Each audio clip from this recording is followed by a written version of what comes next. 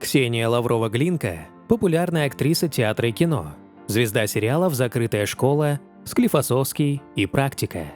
Быть или не быть артисткой, если ты выросла в семье потомственных театральных деятелей? До поры до времени этот вопрос оставался закрытым для Ксении Лавровой.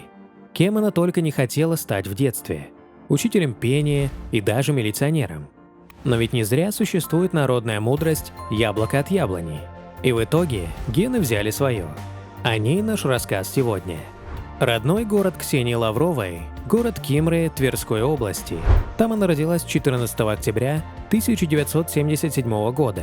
Именно в этом провинциальном городке она выросла и провела свои детство и юность. Девочка ни дня не жила без театра, и все потому, что ее родной отец и дедушка были актерами. На тот момент Ксения Олеговна даже не задумывалась о профессии актера. Ей больше хотелось стать учителем музыки. В детской головке даже промелькнула мысль пойти учиться на милиционера или врача. Интересы юной Лавровой были неопределенными, поэтому она посещала разные кружки, обучалась игре на скрипке, в общем, искала себя. И к школьному выпускному она уже точно знала, что у нее один путь – идти по стопам своих творческих предков. К другому ее совершенно не тянуло, да и особо ничего не получалось. Зато на сцене Ксения чувствовала себя уверенно. Так Ксения оказалась в столице, где тут же подала документы в разные вузы, в которых обучали актерскому мастерству. Больше всего ее привлекала школа-студия МХАТ, куда она в первую очередь решила попробовать поступить. Лаврова сдала все экзамены на отлично и была успешно зачислена на курс Олега Табакова.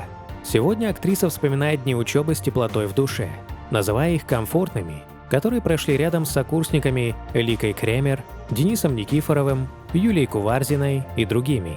С того времени прошло 20 лет, и Ксения Олеговна даже сегодня считает себя провинциалкой, несмотря на то, что теперь знает Москву как свои 5 пальцев и ездит, по ее словам, без навигатора, как заядлый таксист. Ксения Олеговна считает, что тот факт, что она после учебы в МХАТе не осталась в табакерке Табакова, лишь принес ей огромную пользу. Только так звезда могла понять свои проблемы в актерском мастерстве. Сначала она попала к Александру Калягину в театр «Etc». Затем молодая актриса была приглашена Владимиром Машковым на сцену художественного театра, где сыграла роль в постановке номер 13. И спустя 4 года она оказалась на сцене МХТ имени Чехова по приглашению своего главного наставника Олега Табакова.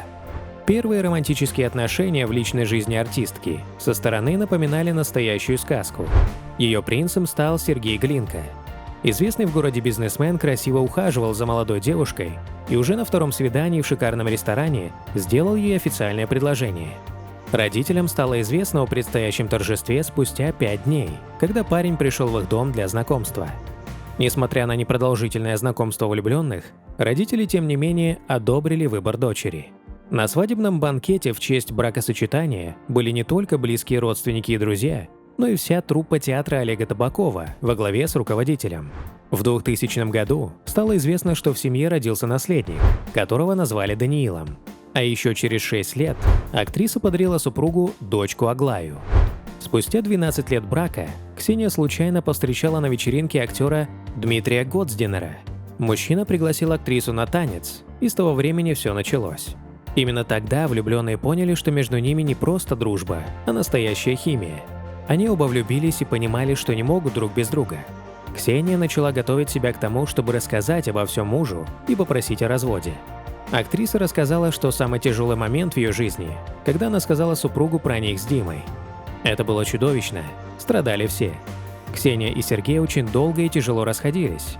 Мужчина всеми силами пытался спасти брак и удержать жену. После бракоразводного процесса Ксения и Дмитрий узаконили отношения. В октябре 2017 года любимица зрителей родила 3-го ребенка. Мальчика родители назвали Николаем.